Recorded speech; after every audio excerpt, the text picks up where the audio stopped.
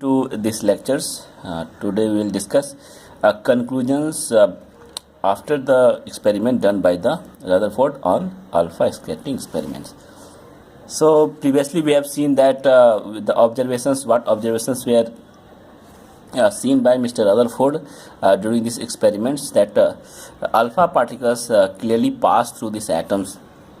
If you remember the previous diagram, it passed through the atoms, and 90 to 92% alpha particles, there were spots at the center of this glass chamber, and there were some scattering of the light on the other part of the glass chambers. Okay, so on that basis he draws some conclusions. So that conclusions are very important, and that conclusions completely thrown the concept of or disapproved the concept of Thomson atomic model what he proposed. So let us see this. आइए हम लोग देखते हैं. Most of the alpha particles pass straight through the gold foil without suffering any deflections. This was the one observation. This means that this shows that most of the space inside the atom is empty. Why they are passing directly through the gold foil? Because the space inside the atom is empty. उसके अंदर foil के अंदर जो atoms हैं उसके अंदर काफ़ी empty space है, हॉलो स्पेस है, जिसकी वजह से सारे alpha particles maximum 90 to 92% alpha particles बिल्कुल स्ट्रेट फॉरवर्ड प्रवेश कर गए, एंटर कर गए. इसका मतलब एटम्स के अंदर में स्पेस काफ़ी खाली है. Then second point, some of the alpha particles suffer deflection by 90 degree or even larger angles. तो for these alpha particles must be positively charged, जो कि हमारे पास में है, and must approach a heavily positive charge core inside the atom. Like charges repel each other. This heavy positively charged core inside the atom was named a nucleus. अब क्या हुआ कि alpha particles, जैसे कि हमने यहाँ डायग्राम ड्रॉ किया है समझने के लिए, ये सेंटर में हुआ क्या, ये सेंटर में पता नहीं है. अल्फा पार्टिकल्स सीधे आया, कहीं पर वो थोड़ा सा डिफ्लेक्शन कर गया, कहीं वो सीधा चला गया. सीधे जाने वाले 90 to 92% है, ऐसे मुड़ने वाले बहुत ही कम है, 7-8% ऐसे रहे होंगे, है कि नहीं है. लेकिन इसमें बहुत कम पार्टिकल्स जो था जो कि सीधा गया और वो वापस लौट गया एकदम, वो कहीं डिफ्लेक्शन ही नहीं हुआ. तो वापस लौटने का मतलब है ये पूरा 180 डिग्री वो टर्न कर गया, ऐसे करके ऐसे ला गया, सीधा चला गया. यहाँ पर अगर हम ड्रॉ करेंगे तो ये एंगल आपका 90 डिग्री से कम है. कुछ अगर ऐसे जाता है तो ये 90 डिग्री से ज़्यादा है, कुछ ये ऐसे चला जाएगा तो कुछ 90 डिग्री से ज़्यादा हो जाएगा. तो इसके इसमें डिफ्लेक्शन नहीं है, इसमें तो बिल्कुल रिटर्न है, पाथ रिटर्न हो गया. इसमें तो आपका बिल्कुल सीधा चला गया, इसमें कुछ डिफ्लेक्शन है. तो ये डिफ्लेक्शन क्यों हो रहा है? इसलिए हो रहा है कि जो हमारा अल्फा पार्टिकल्स है ये तो हमें मालूम है, ये हम जानते हैं कि this alpha particle is a positively charge particles. जैसे ही वो गोल्ड फॉयल के पास में आया तो डिफ्लेक्शन होना शुरू हो गया, और डिफ्लेक्शन में कुछ डिफ्लेक्शंस हुए. There were little deflections, fraction of deflections. This fraction deflection ये बताता है कि अगर ये पॉजिटिव है तो दूसरा पार्टिकल्स भी पॉजिटिव होगा जो एटम्स के कोर में प्रेजेंट है, और उस पॉजिटिव चार्ज का पार्टिकल का नाम दिया गया nucleus. Core present core inside the atoms which named as nucleus. तो इस तरह उसका नाम न्यूक्लियस पड़ा. तो इस तरह न्यूक्लियस की नामकरण हुआ, nomenclature of nucleus at inside the atom. Now, since the number of alpha particles which bounces back was very small, काफ़ी कम थे, hence the volume occupied by the nucleus is very small as compared to the total volume of the atom. अब इसके अंदर में alpha particles bounce कर रहे थे, बहुत कम थे. इसका मतलब कि जो न्यूक्लियस वॉल्यूम ऑक्यूपाई कर रहा है वो काफ़ी छोटा है, काफ़ी छोटा है as compare to total volume of the atom. Total जो एटम्स की वॉल्यूम है उससे कंपेयर में इसकी वॉल्यूम, न्यूक्लियस की वॉल्यूम काफ़ी छोटी है. इसको समझने के लिए रदरफोर्ड ने ऐसा कहा कि अगर हम एक हाथ में गेंद लें, अगर हाथ में गेंद लें तो गेंद के सेंटर से लगभग 4 या 5 किलोमीटर का रेडियस बनाएं. हाथ में हमने बॉल लिया, बॉल के सेंटर को को सेंटर माना और वहाँ से हम 4 किलोमीटर उसके रेडियस बनाए। वो एटम का साइज है, वो क्या किसी एटम का साइज है, और जो बॉल है वो हमारा न्यूक्लियस है। तो आप अनुमान लगा सकते हैं कि एटम्स की कितनी छोटी साइज होगी और उसके अंदर न्यूक्लियस कितना छोटा होगा। ऐसे करके उन्होंने समझाया, ही एक्सप्लेन लाइक दिस। तो क्लियर हो गया, ये न्यूक्लियस तो बहुत ही छोटा है as compare to the total volume of the atoms. Fourth point, alpha particles have appreciable mass. Alpha particles का मास एप्रिसिएबल्स होते हैं, मीन्स इसके कुछ पार्टिकल मास होते हैं। हीलियम है तो हीलियम कुछ मास हैं। So these are deflected by the nucleus. This means that the almost the entire mass of the atom lies at the centre. That is entire mass of the atom is mainly concentrated inside its nucleus. So इस diagram से अब देखना चाहें तो इसमें उसने एक और मज़ेदार वाली बात कही कि दोनों पॉजिटिव हैं, लेकिन पूरे एटम्स में, एटम्स एक स्फेरिकल पार्टिकल्स है, चूँकि स्फेयर की वजह से ये स्टेबल रहता है, लेकिन इसके अंदर जो पॉजिटिव चार्ज है वो सेंटर में ही कंसेंट्रेटेड है और काफ़ी स्मॉल साइज का है, काफ़ी स्मॉल साइज का, और सेंटर में ही वो प्रेजेंट है। तो ये सारे कंक्लूजन से एक बहुत बड़ा टर्निंग पॉइंट आया, landmark turning point in atomic theory. So discovery of nucleus totally disapproved the concept of atomic model given by Thomson and led new era in the field of atomic models. तो इस तरह से Thomson's का जो atomic model था, watermelon model, totally धाराशायी हो गया, गिर गया, बेकार हो गया, और न्यू एटॉमिक मॉडल्स की डेवलपमेंट होना शुरू हो गई। तो ये एक अचीवमेंट रदरफोर्ड का बहुत बड़ा अचीवमेंट था, जिसकी पूरी दुनिया में तारीफ हुई, समझने लगे।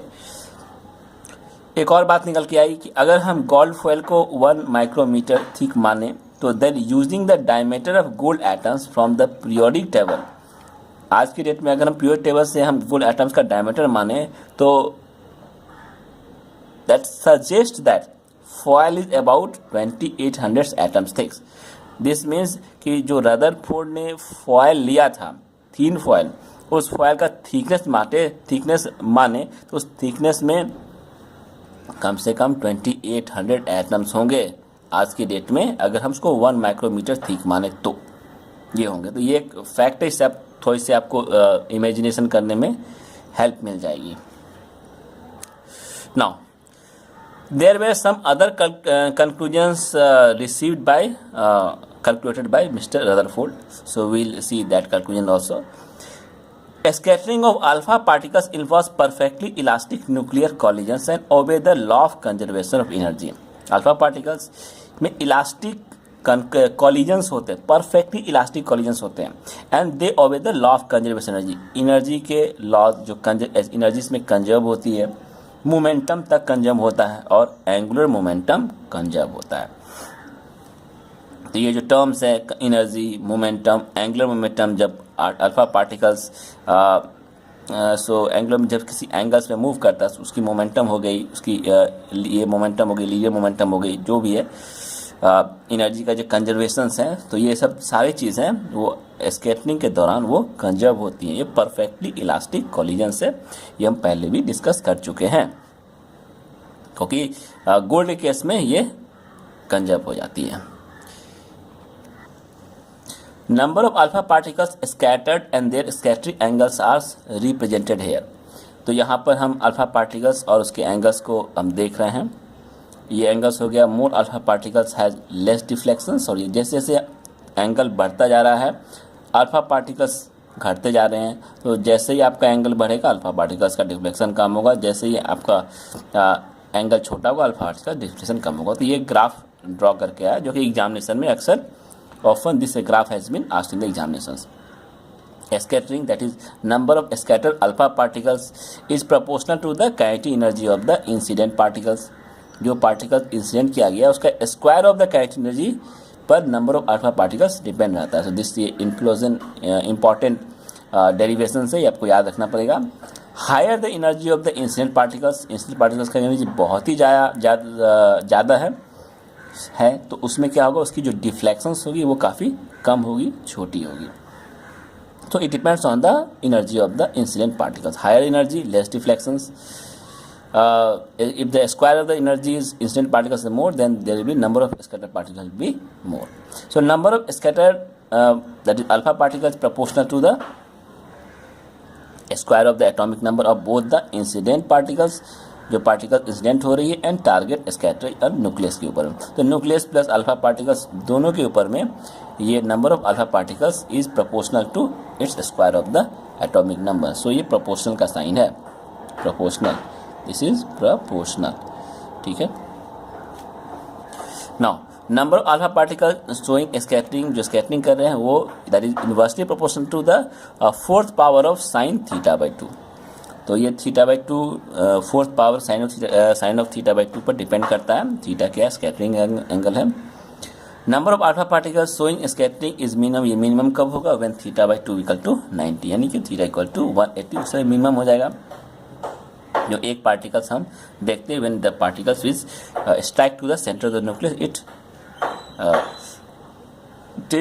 Returns its path. फिर क्या है, it led Rutherford to propose the concept of nucleus in an atom. तो उसने इससे क्या हुआ कि न्यूक्लियस के साइज के बारे में रदरफोर्ड को कैलकुलेट करने में काफ़ी हेल्प मिल गई with the help of this scattering angle और स्कैटरिंग ऑफ अल्फा पार्टिकल्स. तो उसने कैलकुलेट किया कि न्यूक्लियस की साइज कितनी होती है. देखिए ये अब ये न्यूक्लियस की साइज भी कैलकुलेट कर पा रहा है. इसमें इतना बड़ा अचीवमेंट हो गया कि हम न्यूक्लियस के साइज को भी कैलकुलेट कर सकते हैं, जो कि किसी दूसरे साइंटिस्ट ने अब तक नहीं किया. उसने एक फार्मूला डिराइव किया, R is equal to 1.33 into 10⁻13 to the power 1/3. ये एक फार्मूला है जिसमें R एक रेडियस है और A उसका एटॉमिक उसका मास नंबर है. तो मास नंबर क्या होता है, मास नंबर प्रोटॉन और न्यूट्रॉन की वैल्यू होती है, जो बाद में निकल के आया. बाद में निकल के आने के बाद उसने ड्राइव कर दिया. ये इसकी न्यूक्लियस है. डेंसिटी भी ड्राइव हो गई. अगर हमें मास नंबर पता है तो mass of the nucleus divide by density of nucleus, तो mass number by atomic number को हम उसके डेंसिटी से मल्टीप्लाई कर देंगे 4/πr³. सो ये हमारा वैल्यू होगा A bye atomic number 4/3πr³ into A. तो जो कि ये वैल्यू इसको आप पुट कर दीजिए तो A हमारा कैंसिल हो जाएगा, तो इसकी डेंसिटी भी हमें निकल जाएगी, जो कि 1.68 इंटू 10⁻14 ग्राम पर सेंटीमीटर क्यूब है. ये न्यूक्लियस की डेंसिटी है. 1 सेंटीमीटर क्यूब में इतना न्यूक्लियस होते हैं. एक और कंक्लूजन निकल के आया. There was one more conclusion, distance of closest approach.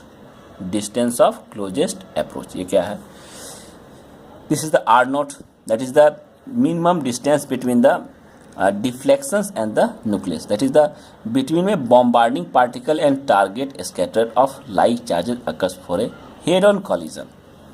तो हम यहाँ देख रहे हैं आपका ये हमारा अल्फा पार्टिकल्स का पाथ है कि नहीं. तो अगर इसमें डिफ्लेक्शन नहीं हुआ तो ये सीधा चला जाएगा. अगर डिफ्लेक्शन नहीं हुआ तो ये सीधा चला जाएगा. ठीक, तो हमें वो डिस्टेंस लेना है जहाँ से वो डिफ्लेक्शन होना स्टार्ट हुआ, दैट इज बॉम्बार्डिंग पार्टिकल. तो ये बॉम्बार्डिंग पार्टिकल्स है और ये टारगेट स्कैटर्ड है. तो ये इसका सेंटर ऑफ द पाथ है. तो सेंटर ऑफ पाथ से ये डिस्टेंस जहाँ से वो डिफ्लेक्ट हो रहा है, जहाँ से ये एंगल बन रही है, हमें एंगल को जीरो करना है. तो जहाँ से एंगल जीरो हो जाएगी वो वाली डिस्टेंस को हम कहते हैं डिस्टेंस ऑफ क्लोजेस्ट अप्रोच. इतने नज़दीक आने के बाद में तो क्या होगा, वो पार्टिकल ये न्यूक्लियस के पास नहीं जाएगा, न्यूक्लियस से वो बेंड कर जाएगा. It will change its path, that is called trajectory path. तो ये डिस्टेंस कितनी होगी वो हम कैलकुलेट करेंगे.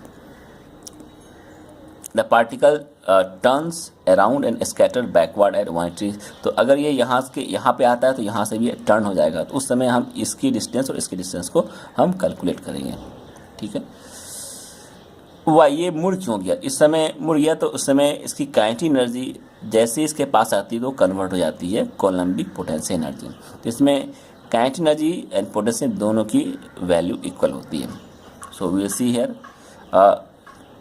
Kinetic energy is Z1E into Z2E. So Z1E एक हमारा प्रोटॉन का है, एक न्यूक्लियस का है, और दूसरा हमारा अल्फा पार्टिकल्स का मास है और चार्ज है. Divide by 1/4 into R minimum distance, that is B. R हमारा डिस्टेंस ऑफ क्लोजेस्ट अप्रोच है, तो आर हमारा हो जाएगा, इसको मल्टीप्लाई कर देंगे Z1 Z2 E² इंटू के हमारा काइनेटिक एनर्जी है, Z क्या है एटॉमिक नंबर ऑफ न्यूक्लियस है, और Z2 क्या है mass number of the helium particles है. ठीक है, तो इसे मल्टीप्लाई कर देंगे तो will get the value of this one. What? Distance of closest approach. Distance of closest approach कैसे कैलकुलेट करेंगे? यहाँ पर काइनेटिक एनर्जी तो alpha particles is equal to electrostatic potential energy. यहाँ पर न्यूक्लियस है, ये पार्टिकल इंसिडेंट रेडियस यहाँ से वापस आ गया, तो यहाँ से यहाँ तक का डिस्टेंस हो गया हमारा B. यहाँ ऐसे लीजिए, या पार्टिकल्स यहाँ से डिस्टेंस जा रहा है, ऐसे लीजिए, यहाँ से यहाँ लीजिए, यहाँ से यहाँ लीजिए, सब दोनों सेम ही होंगे. अब यहाँ से यहाँ भी आप ले सकते हैं, दिस ऑल्सो सेम, तो both will be same. This is the area, this whole area is जो डिस्टेंस ऑफ, जहाँ से वो टच नहीं करेगा. सो R0 कितना हो जाएगा? R0 1/4 पाइप्स नेट JD, इसकी वैल्यू को करेक्ट करिए, JD into 2E into 2/mb². और ये क्या होता है? इलेक्ट्रोस्टैटिक पोटेंशियल एनर्जी, जिसकी इक्वेशन है 1/k/r Q1 इंटू Q2, ये पोटेंशियल एनर्जी इक्वेशन है in terms of electrostatic potential energy. तो 1/4 पाई एप्सिलॉन नॉट, ये हो गया 2 इंटू 4 Z इंटू E²/mb². और we can write here 1/4 pi epsilon nought 2 into Z² by kinetic energy, ये ऐसे लिख सकते हैं.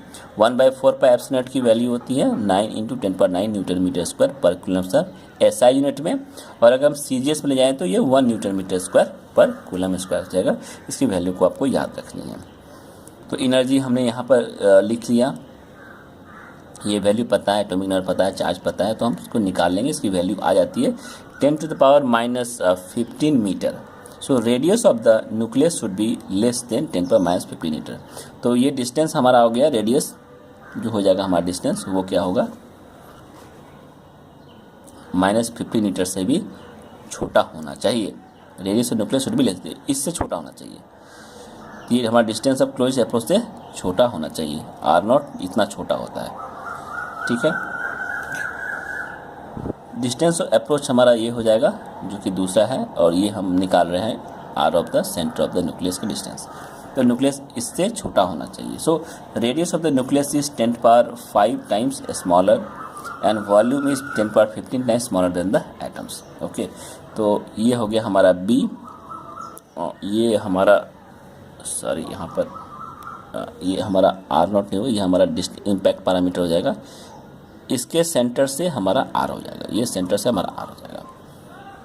अच्छा, B हो गया डिस्टेंस, ये अलग चीज़ है.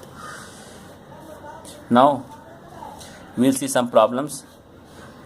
सो प्रॉब्लम्स में alpha particles of 6 megavolt energy are scattered back from a silver foil. Calculate the maximum volume in which the entire positive charge of the atom is supposed to be concentrated. तो हमें निकालना है कि positive charge atoms के अंदर में concentrated हैं, तो उसकी मैक्सिमम वॉल्यूम कितनी होगी. तो हम बस ये क्लोज्ड अप्रोच का फॉर्मूला यूज़ करेंगे, जिसमें एनर्जी, काइनेटिक एनर्जी, पोटेंशियल दोनों बराबर होता है, और रेडियस हमें निकालना होगा, तब वॉल्यूम निकाल सकते हैं. So kinetic energy equal to potential energy, ये वैल्यू है कि equal to JD² into 2E/R. तो 2 हमारा हो गया अल्फा पार्टिकल्स का चार्जेस, JD हो गया न्यूक्लियस, तो उसकी वैल्यू पुट कर दीजिए. ये K हमारा दिया गया है 6 मेगा इलेक्ट्रॉन वोल्ट, 6 ME हो गया, 1 इलेक्ट्रॉन वोल्ट का ये वैल्यू हो गई. K इतना हो गया, पोटेंशियल ये हो गया, सिल्वर का एटॉमिक मास इतना हो गया, इलेक्ट्रॉन्स 2 हैं, स्क्वायर हो जाएगा. 2 हो गया हमारा चार्ज, हीलियम के मास नंबर हो जाएगा,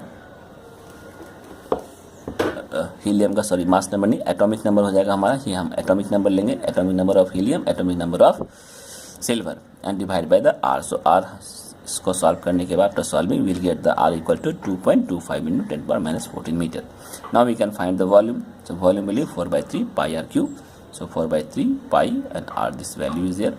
you put it, solve it, you will get 12.8 into 10⁻⁻41 metre cube. So this is the volume of the atom which is present in the silver foil or volume of the silver atoms. With what velocity should an alpha particles travel towards the nucleus of a copper atom so as to arrive at a distance of 10 to the power minus 13 meter from the nucleus of the copper atom? So when alpha particles is coming towards the nucleus copper atom, so we have to find the velocity. So again we will use the same Escatini angle distance of closest approach formula. So this is the kinetic energy is equal to electrostatic potential energy. So ये Z1 हो गया, Z2 into E square by 4πε into R. तो R हो गया हमारा centre of the nucleus, जो कि so as to arrive at distance of 10 - 13 metre from the nucleus of the copper atoms. तो कॉपर का न्यूक्लियस से इतना डिस्टेंस है, आर लिख लीजिए. तो इसकी वैल्यू सभी value just put this all this value. 29 copper का हो गया, हीलियम का 2 हो गया, स्क्वायर ई हो गया. 4πε की ये वैल्यू दी हुई है, ये वैल्यू को जूल पर कूलम्स पर मीटर के टर्म्स में राइट डाउन. आर तो हमारा हो गया distance 10⁻³ metre from the nucleus of the copper. Copper के न्यूक्लियस से हमारा डिस्टेंस है, हाफ है. Mass of the electron is given here and V square. Okay, so square V square का ये हो गया. तो यहाँ पर will get the velocity of this alpha particles. Okay, so कितना हो जाएगा हमारा. So this is the mass of the electron and this is the so here you will get the velocity of the electron. so यहाँ alpha particles के मास दिया हुआ है 9.1 - 31 electron के मास हैं. सो ये वी स्क्वायर हो जाएगा. So V equal to 5.41 into 10⁸ metre पर सेकेंड. तो ये से हमारा कॉपर का वेलोसिटी निकल जाएगा.